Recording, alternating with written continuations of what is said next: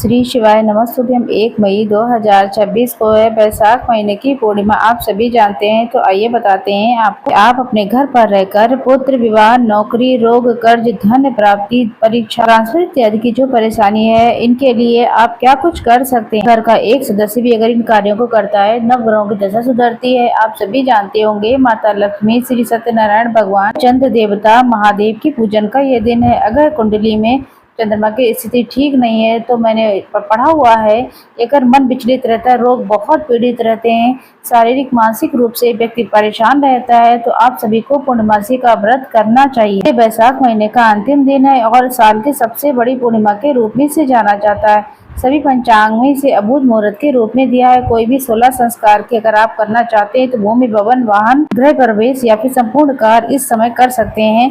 इसे पीपल पूर्णिमा, बुद्ध पूर्णिमा अलग अलग नामों से भी जाना जाता है। तो आइए आपको बताते हैं कौन कौन से उपाय आप बहुत ही सरल तरीके से आप कर सकते हैं। अगर नए तरीके से सत्यनारायण व्रत करना चाहते हैं या फिर 32 पूर्णमासी व्रत करना चाहते हैं, तो इस दिन से आप शुरू कर सकते हैं। 32 पूर्णमासी व्रत सामान्य सत्यनारायण व्रत कैसे किया जाता है, मैंने अपने चैनल पर पहले ही बता दिया था। सबसे पहले ये जानिएगा कैसे आपको दिन की शुरुआत करनी है। व्रत करें या ना करें, लेकिन इन कार्यों को आप जरूर करें। सबसे पहले नहाने के पानी में किसी भी विशेष तिथि पड़े, तो आपको गंगा जल और तुलसी की लकड़ी को घुमा करके हर हर गंगे, नमामि गंगे, श्री शिवाय नमस्तुभ्यम, ओम नमो भगवते वासुदेवाय नमो नमः मंत्र का जाप करते हुए आप स्मरण करते रहें। इनका स्मरण करने के बाद पवित्र नदियों में अगर संभव हो तो स्नान करें, नहीं कर पाए तब भी कोई दिक्कत की बात नहीं, घर पर ही ये कार्य करें। घर के द्वार पर माता लक्ष्मी का दिन है, लाल रंग के वस्त्र धारण करें, परफ्यूम लगाएं। ऐसा करने से शुक्र मजबूत होता है। न घर में नमक युक्त पोछा लगाएं। घर के दरवाजे पर एक चुटकी हल्दी डाल करके लंबी बाती का दीपक जरूर से प्रज्वलित करें। ओम महालक्ष्मी चिविद्महि विष्णुपति चिविद्महि तन्नो लक्ष्मी प्रचोदया, इन मंत्रों का जाप करें या फिर महालक्ष्मी नमो नमः का जाप करें। इन सब मंत्रों से हमारे घर में सकारात्मक ऊर्जा आती है। के द्वार पर हल्दी मिश्रित जल का छिड़काव आपको जरूर करना चाहिए। जैसे कि 1 मई को अबूझ मुहूर्त है, कोई भी नया कार्य कर सकते हैं। राहु काल के समय का त्याग करें, बाकी पूरा दिन श्रेष्ठ है। राहु काल में अगर कोई पूजा पाठ या पहले से चल रहे कोई कार्य है, तो वो आप कर सकते हैं, लेकिन राहु काल में किसी नए शुभ कार्य की शुरुआत ना करें। 1 मई को 10:57 से 12:24 राहु काल का अशुभ समय रहेगा। अगर किसी नए शुभ काम की शुरुआत करना ही चाहते हैं, तो सर्वश्रेष्ठ लाभ की चौकड़िया को चुनिएगा, क्योंकि 7:34 से 9:10 के आसपास लाभ का चौकड़िया रहेगा।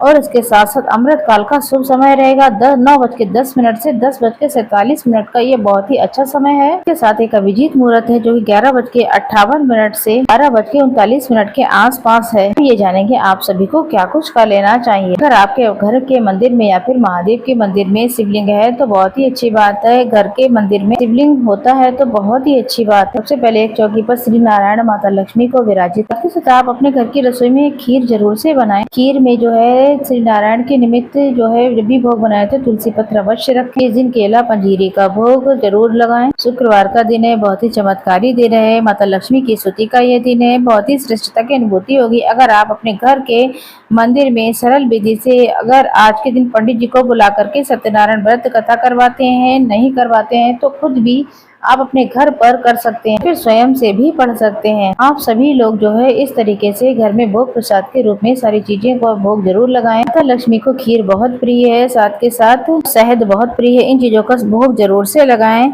इस वीडियो में बहुत सारे उपाय हैं जो कि आप जानेंगे। अगर आपके घर में शिवलिंग है, तो एक जल का लोटा लें, 5 बेलपत्र उसमें डालें और एक कमल गट्टा डाल लें। 5 बेलपत्र कमल गट्टा डाल करके चंद्रेश्वर महादेव की जय कहते हुए, चंद्रेश्वर महादेव की जय कहते हुए आप जो है 5 बेलपत्र एक कमल गट्टे के साथ शिवलिंग पर ये श्रेष्ठ जल आपको चढ़ा देना चाहिए। ऐसी मान्यता है, जो भी ये श्रेष्ठ जल जो है शिवलिंग पर चढ़ा देता है, उसका उद्धार हो जाता है। 5 बेलपत्र अगर आप पहले से ही प्रयोग में ली हैं, तो उसे भी काम में ले सकते हैं, कोई दिक्कत की बात नहीं। पहला उपाय तो ये करें। वहीं शुक्रवार के दिन को रुचि कहते हैं। एक बेलपत्र के ऊपर एक कटोरी में थोड़ा शहद रख दिया जाए, उसे महादेव को भोग लगाया जाए, तो इससे धन संबंधी कोई परेशानी होती सदा सर्वदा के लिए दूर हो जाती है। आप सभी लोग शहद का भोग बेलपत्र के ऊपर कटोरी रख करके शुक्रवारी पूर्णिमा के दिन महादेव के समक्ष प्रस्तुत करें। साथ ही साथ खीर पंजीरी बेटी इन चीजों का भोग जो है तुलसी पत्र के साथ श्री नारायण माता लक्ष्मी को जरूर से समर्पित करें। बाद में प्रसाद स्वरूप आप भी इसे ग्रहण करें और भक्तजनों को भी वितरित करें। इसके साथ साथ हम आपको बता दें,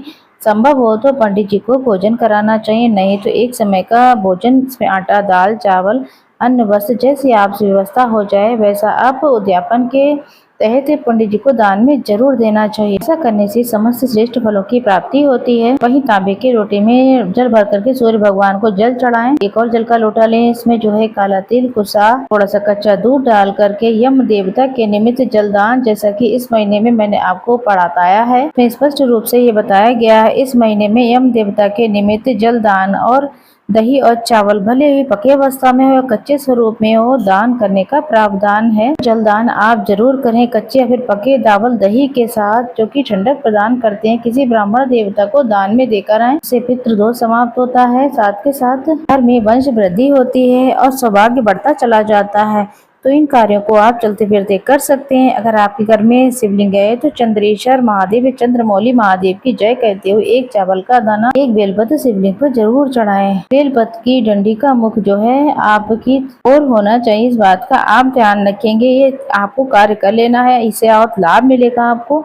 आप सभी को पवित्र वृक्ष आंवला, बड़, पीपल, बेलपत्र इन वृक्षों को सिंचित करें। इन वृक्षों की जड़ में दूध और जल चढ़ा करके दीप दान करें। पीपल वृक्ष की परिक्रमा करें, पूजा करें। चींटी चिड़ियों इत्यादि के लिए जो है चीनी और आटा जो होता है, इस भी स्वरूप में आप कर पाए, आपको वहाँ पर उनकी व्यवस्था जरूर करनी चाहिए। आपको चींटी चिड़ियों के लिए दाना पानी छत पर रख दीजिए या फिर अपने घर के बाहर रखते हैं। पशु पक्षियों के लिए पानी की व्यवस्था करते हैं, स्वान की व्यवस्था करते हैं, तो आपको पता है इससे आपके पितृ सुख पाएंगे। खीर पूरी है जो भी आपने प्रसाद स्वरूप बनाया, चने की दाल इत्यादि जो भी है, कि आप सभी जानते हैं चने की दाल स्वर्ण के समान माने जाते हैं। इसे दिन शिवलिंग पे चढ़ाएं और भगवान को भोग लगाएं, उसके बाद गौ माता को खिला दें। ऐसा करने से 33 कोटि देवी देवताओं का सीधा आशीर्वाद आपको मिल जाता है। इन कार्यों को आप करिएगा। आप सभी अपनी इच्छा शक्ति सामर्थ्य के अनुसार, जैसा कि हम सब जानते हैं, आप भगवान विष्णु और श्री नारायण और महादेव के भक्त हैं। अन्न वस्त्र का दान करेंगे, भक्ति करेंगे। आप अपनी इच्छा शक्ति के सामर्थ्य के अनुसार आप सभी महामंत्रों का ज्यादा से ज्यादा जप करेंगे।